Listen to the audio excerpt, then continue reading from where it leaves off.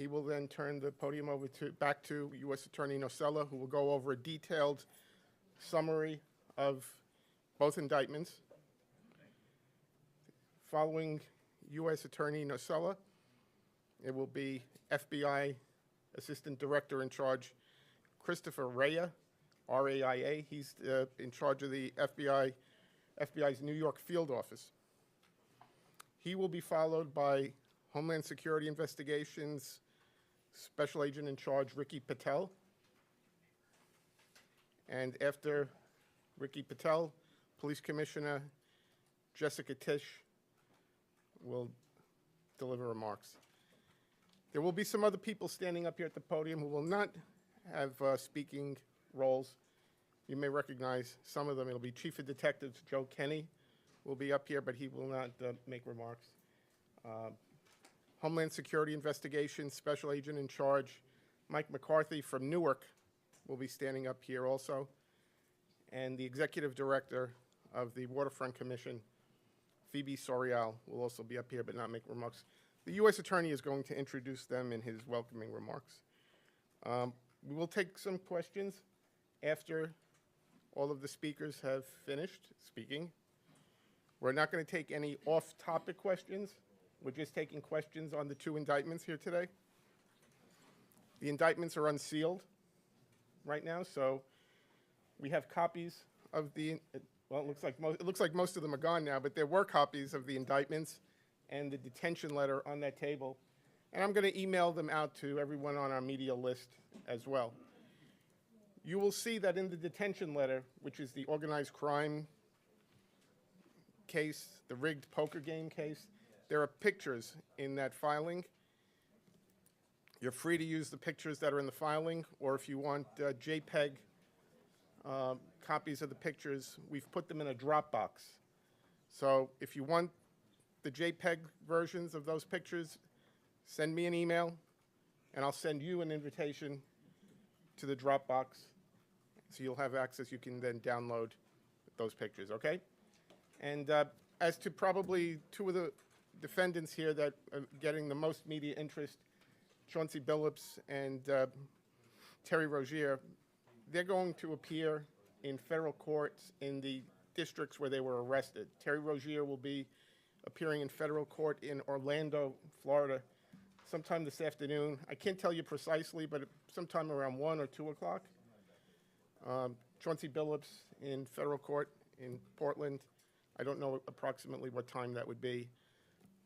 They will both be arraigned on their indictments. They're in separate indictments, but they'll be arraigned on their indictments here in Brooklyn at a future date. The defendants that were arrested here in our area will be arraigned across the street sometime this afternoon. I believe there's about 31 people in custody, and others will be, there will be some who will self-surrender. So that's where things stand right now, okay? So I'm going to go get the speakers, and we'll start in a couple of minutes, okay? Anybody have any questions? Your email address? It's John, John, Marzulli, Marzulli, at usdoj.gov. Thank you. Okay, see you in a couple of minutes. Can you spell your last name again? Marzulli.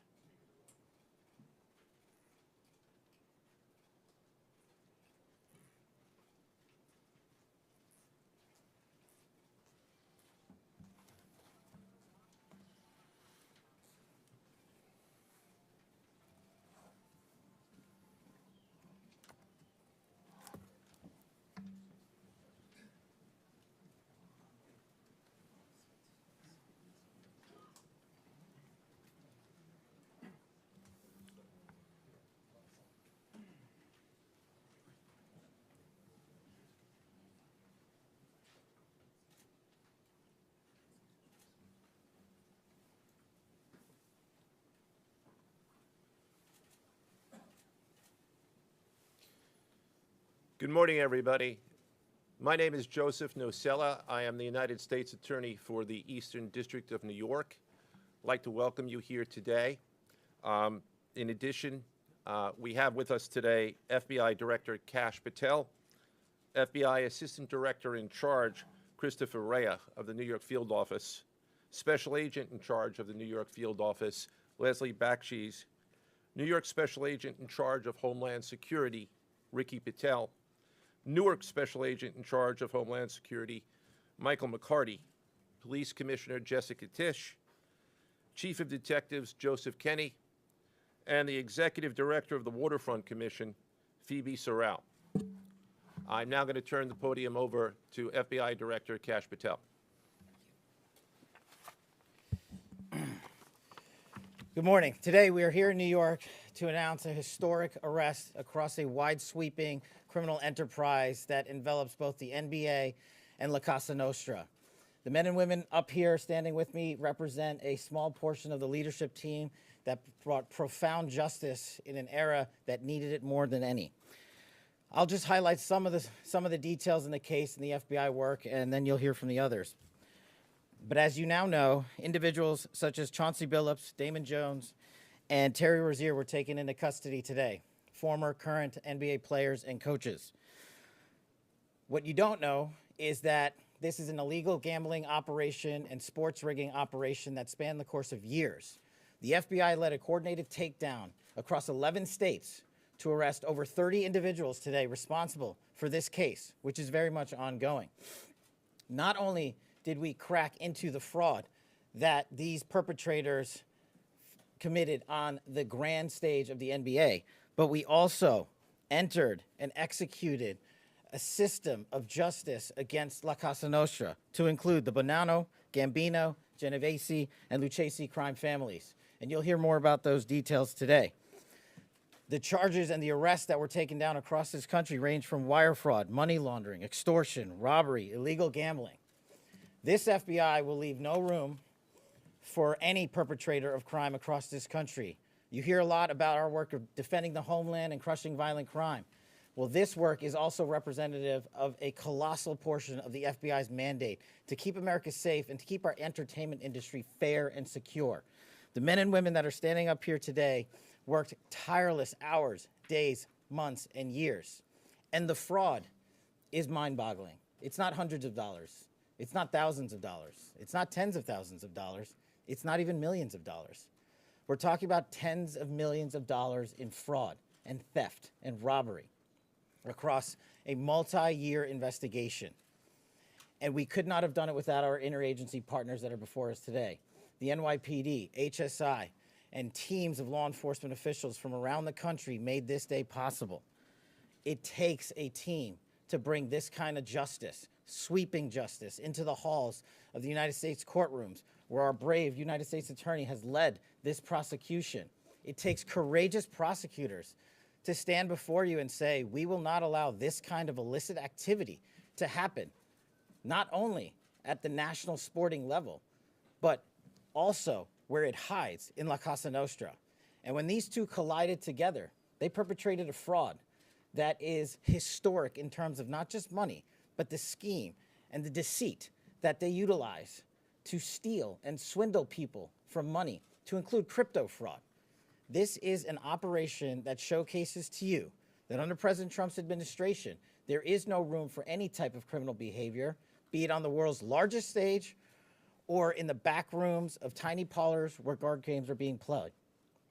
We are proud to stand here today with the men and women of the FBI and this legal team. And to the United States Attorney, I just want to thank you personally for taking the time to display the work that the media is about to hear about today in detail. As I said, it does take courageous prosecutors, but it takes a courageous United States Attorney to bring this case, because we are going to take heat for it. But we don't shy away in this administration. We don't say no. What we do is we bring the results across the finish line. We bring them to the public. We bring you accountability. And yes, they will have their day in court, and you will hear the evidence through the court system exclusively. We will not deny anyone of due process. And that's the brilliance of this system. That's the brilliance of this administration. Everyone will be held to account. So with that, I turn it over to United States Attorney Nocella. Thank you. Thank you, Director Patel. To be clear, we're announcing today indictments in two major cases, both involving fraud. One involves sports betting, and the other involves illegal gambling, very specifically rigged poker games. The first indictment involves 6 defendants who are alleged to have participated in one of the most brazen sports corruption schemes since online sports betting became widely legalized in the United States. This scheme is an insider sports betting conspiracy that exploited confidential information about National Basketball Association athletes and teams. The second indictment involves 31 defendants alleged to have participated in a nationwide scheme to rig illegal poker games. These defendants, which include former professional athletes, used high-tech cheating technology to steal millions of dollars from victims in underground poker games that were secretly fixed. The games in the New York area were backed by the Bonanno, Gambino, and Genovese crime families of La Cosa Nostra. While the cases are separate, there are 3 overlapping defendants charged in both cases: Damon Jones, Eric Ernest, and Shane Hennon. The indictments in these cases contain only allegations, and the defendants are presumed innocent until they are proven guilty in a court of law. But my message to the defendants who've been rounded up today is this: your winning streak has ended. Your luck has run out. Violating the law is a losing proposition, and you can bet on that. First, I would like to talk about United States versus Ernest, the NBA basketball gambling case. The defendants in this case are Eric Ernest, Marvez Farley, Shane Hennon, De Niro Laster, Damon Jones, a former NBA player and coach, and Terry Rozier, a current NBA player.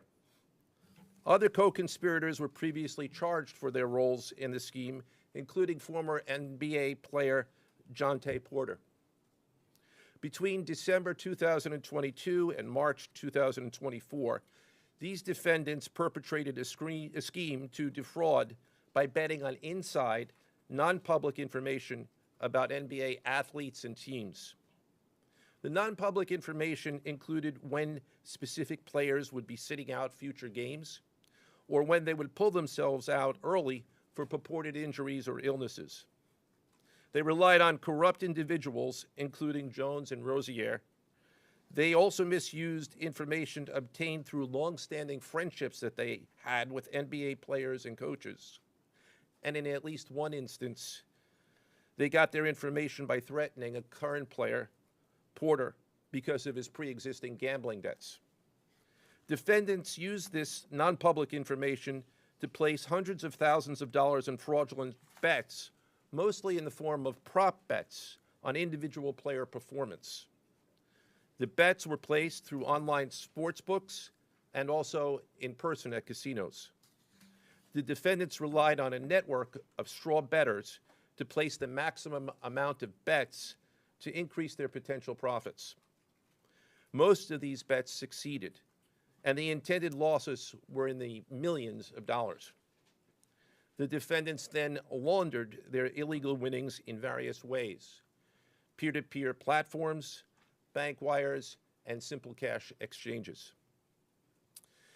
The indictment details specific examples where the defendants profited from illegal gambling and illegal betting on various NBA games about the performance of players on, among other things, the Charlotte Hornets, the Portland Trail Blazers, the Los Angeles Lakers, and the Toronto Rangers. Each defendant in the NBA basketball gambling case has been charged with conspiracy to commit wire fraud and conspiracy to commit money laundering. Now, I would like to turn to the other case, United States versus Aiello, the rigged poker game case. Beginning as early as 2019, the defendants in this case orchestrated a scheme to use wireless cheating technology to run rigged poker games across the United States, including in the Hamptons, Las Vegas, Miami, and Manhattan.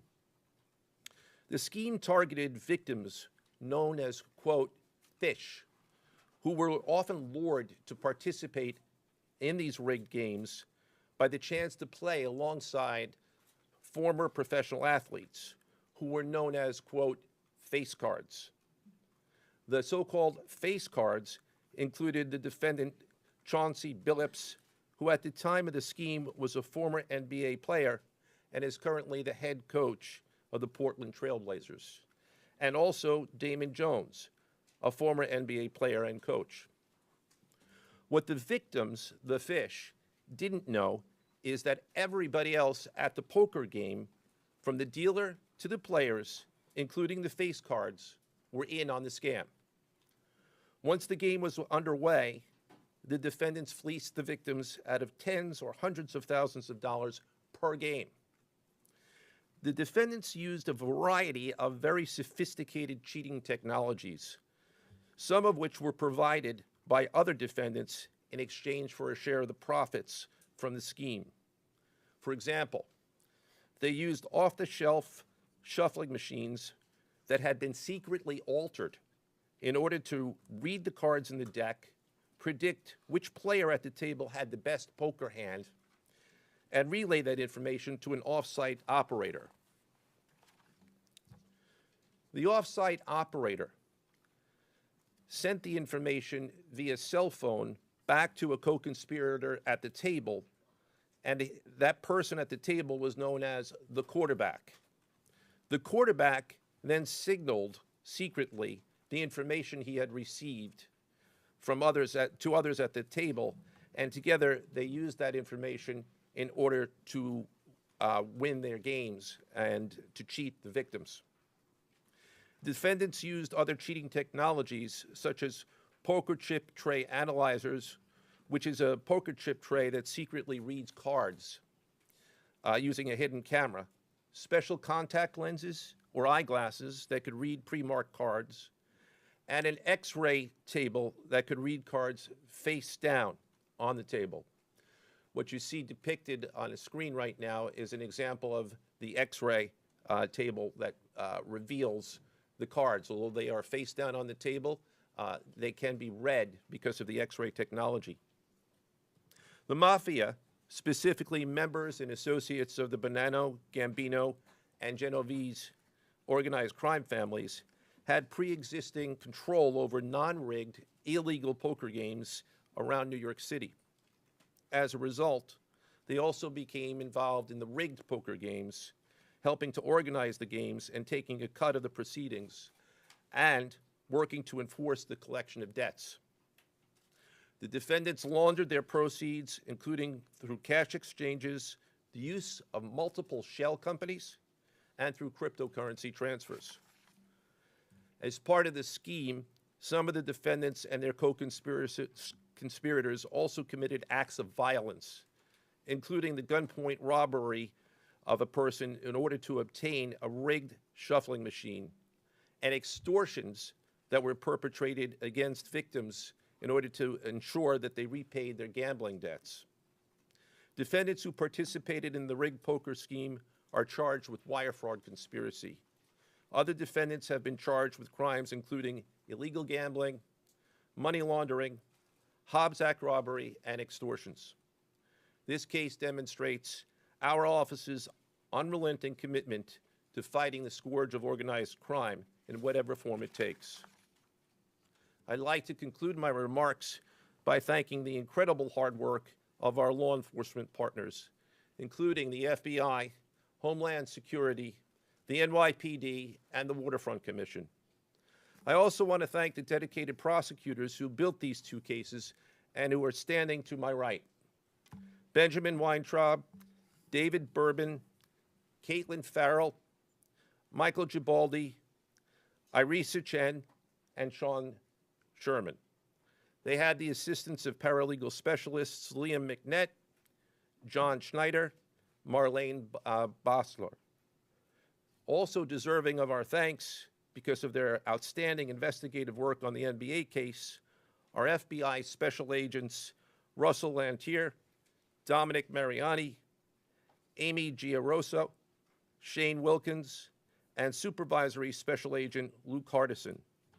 On the rigged poker game scheme, outstanding work was performed by FBI Special Agents Thomas Cribbin, Jeff Boriola, Jonathan Corona, Alexander Silverman, Amy Campanaro, and Supervisory Special Agent Michael Malahy, as well as NYPD Task Officer James McCullough, and from Homeland Security, Supervisory Special Agent Charles Freund, and from the Waterfront Commission, Detective Paul Shimborski.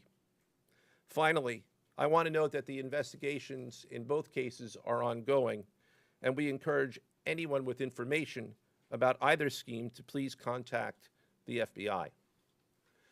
Now I would like to turn the podium over to Special Agent in charge of the New York Field Office, I should say the Assistant Director in charge of the New York Field Office of the FBI, Christopher Rea. Chris?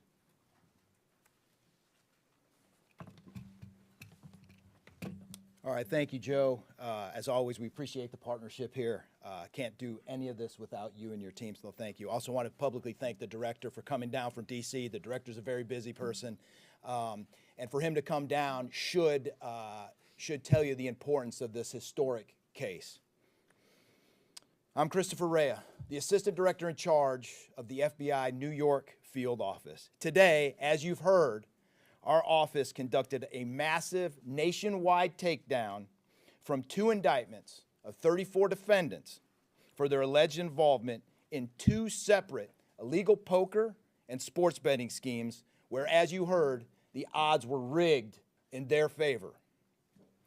Among these defendants are 13 members and associates of the Bonanno, Gambino, and Genovese crime families, to include capos and soldiers from these families. Additionally, as you heard, current and former NBA coaches and players are also implicated, to include Chauncey Billups, Damon Jones, and Terry Rozier. 3 of the named defendants are charged for their alleged roles in both schemes.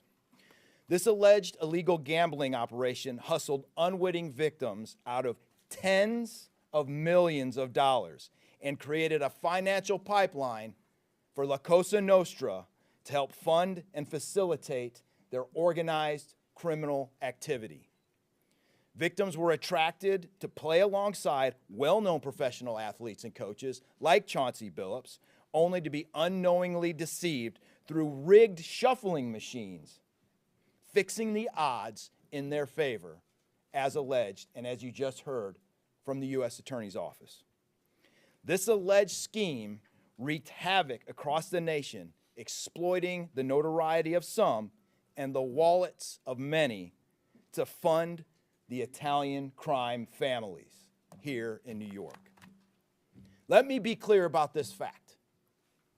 The FBI has not and will never take their eye off the ball when it comes to Italian organized crime in this city, specifically the LCN and the 5 families here in New York. We are not going to permit any criminal enterprise, whether it be Italian organized crime, Asian organized crime, Eurasian organized crime. We're not going to permit any of those organized crimes, families, and organizations to operate in our city or our country, as evidenced by the 11 states that were also participating in this operation today. The FBI office here in New York remains committed to eradicating all unlawful revenue streams fueling this criminal activity.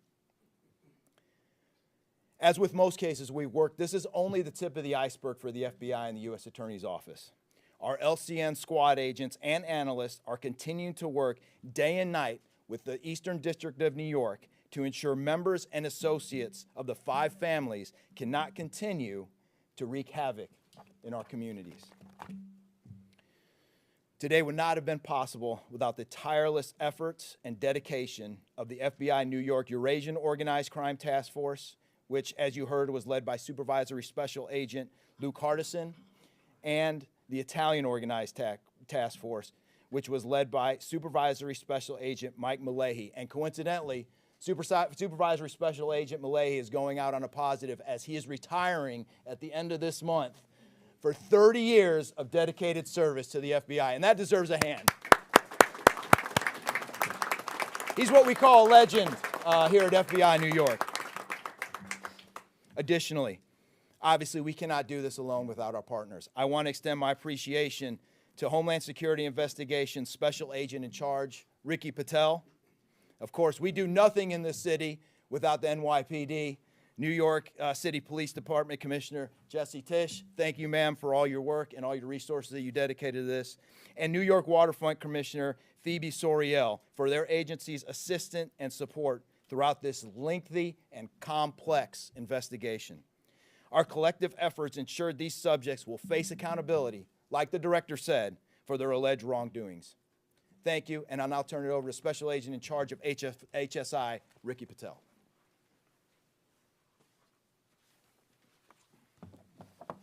Thanks, Chris. Good afternoon, everyone. My name is Ricky Patel. I'm the Special Agent in Charge for Homeland Security Investigations here in New York. This morning, hundreds of special agents and investigators with HSI, the FBI, the New York Waterfront Commission, and the NYPD descended upon the homes of individuals who for years have operated with the false sense of impunity, a false sense of incivility. In the early hours of today, across 9 states, coast to coast, dozens of defendants were arrested and will face the consequences of their alleged crimes. This was their wake-up call. With the alleged involvement of 3 La Cosa Nostra crime families, 1 NBA head coach, a Hall of Famer, no less, and former NBA players, the years of investigative work that culminated with this morning's operation seem reminiscent of a Hollywood movie. But this wasn't luck, and this wasn't theatrics. This was an evidence-driven, relentless, and unified effort among law enforcement. Through what we have dubbed Operation Royal Flush, HSI New York, along with our task force personnel from the Waterfront Commission, first uncovered this scheme more than 4 years ago. Agents and investigators dedicated countless hours and sleepless nights in identifying the criminal network, dissecting communications and patterns, and following the money with precision. We built a case, piece by piece, and what we discovered was a sprawling criminal enterprise that utilized cutting-edge technology and various methods of deception to dupe unsuspecting gamblers into paying up so that these defendants could cash out. As alleged, this sophisticated conspiracy cheated victims out of at least $7 million and placed the public and the defendants alike at risk. This case involved global reach, financial depth, and the patience to dismantle complex financial criminal enterprises from the inside out. When criminal organizations attempt to launder profits through our country, HSI connects the dots and shuts it down. To anyone who thinks intimidation, fraud, or violence will shield their profits, understand this. If you are exploiting our communities, expect HSI and all of our law enforcement partners at your door. I would like to thank all our partners here today. Obviously, the United States Attorney's Office for the Eastern District of New York, the Waterfront Commission, the FBI, the NYPD, and the prosecutors that will carry this forward. Today's arrests are not an endpoint. They are the start of accountability. Thank you, and I now turn it over to Police Commissioner Jessica Tisch.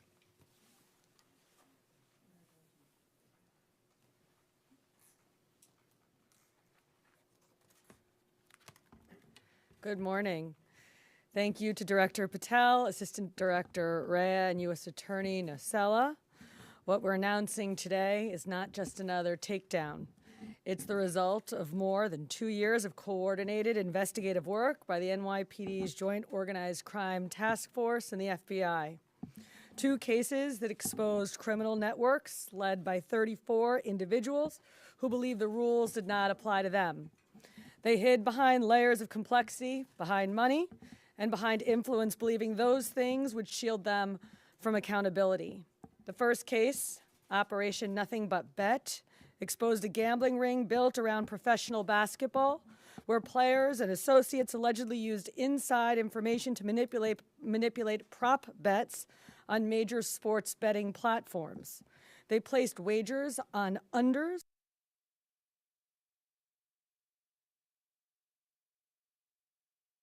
on players to score less, rebound less, assist less, using information that was not yet public. In some instances, players altered their performance or took themselves out of games to make sure that those bets paid out. One example occurred on March 23rd, 2023 in Charlotte. Terry Rozier, an NBA player now with the Miami Heat, but at the time playing for the Hornets, allegedly let others close to him know that he planned to leave the game early with a supposed injury. Using that information, members of the group placed more than $200,000 in wagers on his under statistics. Rozier exited the game after just 9 minutes, and those bets paid out, generating tens of thousands of dollars in profit. The proceeds were later delivered to his home, where the group counted their cash. As the NBA season tips off, his career is already benched, not for injury, but for integrity. As a result of this investigation, 6 defendants, including Rozier, are now facing conspiracy to commit bank and wire fraud. In a second case, Operation Zen Diagram, investigators uncovered a long-running scheme in which members and associates of several well-known organized crime families rigged high-stakes poker games across the country.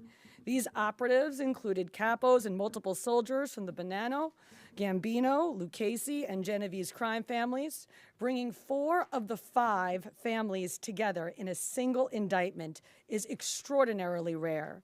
It reflects how deep and how far this investigation reached and the skill and the persistence it took to get here.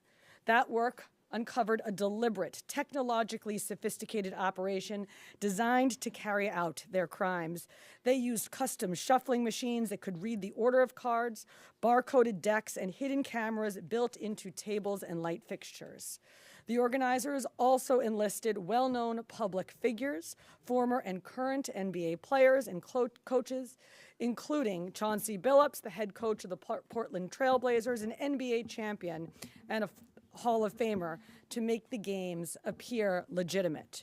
Victims believed that they were sitting at a fair table. Instead, they were cheated out of millions. One victim in particular lost $1.8 million. In total, losses exceeded $7 million and continue to climb.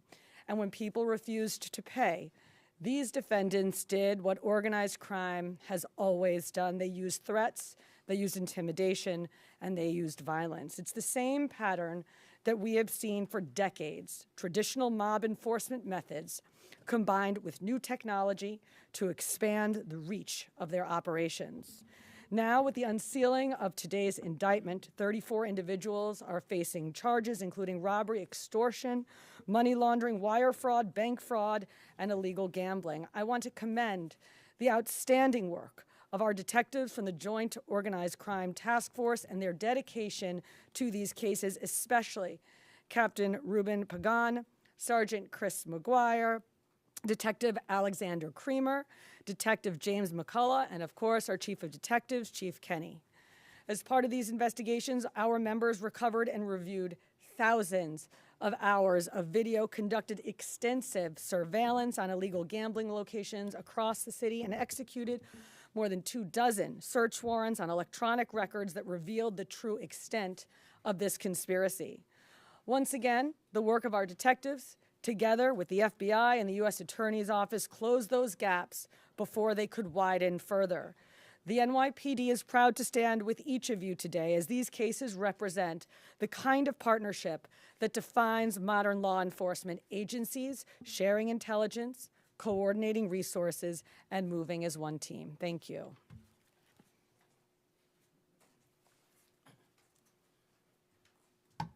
If anyone has any questions that they'd like to ask, now's the time. I had a question about the structure of the case.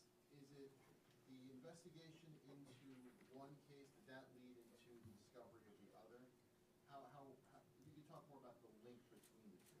I'm not at liberty to discuss either the background of the investigation itself or the investigation as it continues. So I'm afraid I can't really explain to you other than the fact that both cases have been unsealed today, and there was an overlap that has been discussed already with respect to certain of the defendants.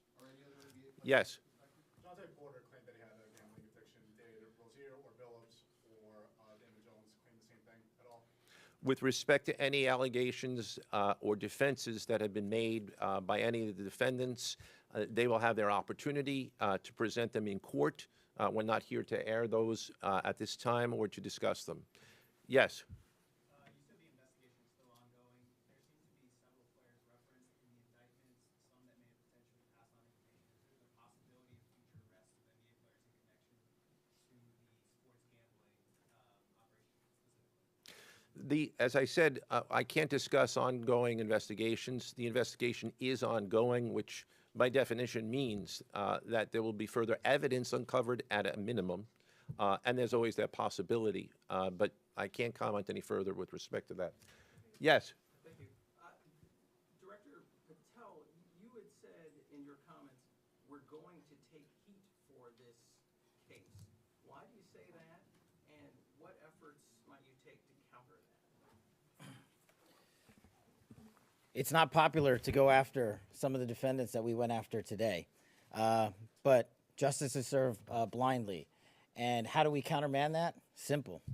The unsealing of these indictments today shows the force of the Department of Justice and our great Attorney General and the leadership that we have at the FBI and the team here to specifically mete out justice. And look, let's not, mince words. This is the insider trading saga for the NBA. That's what this is. That's why we are going to take heat. But as the evidence comes out, as the indictments are unsealed, you will see the extensive work these men and women put in, countless hours over years, and that's how we countermand it. Director Patel, so the dates on these indictments that they were filed are October 9th and October 16th. Can you talk about the timing of moving in now? Why now?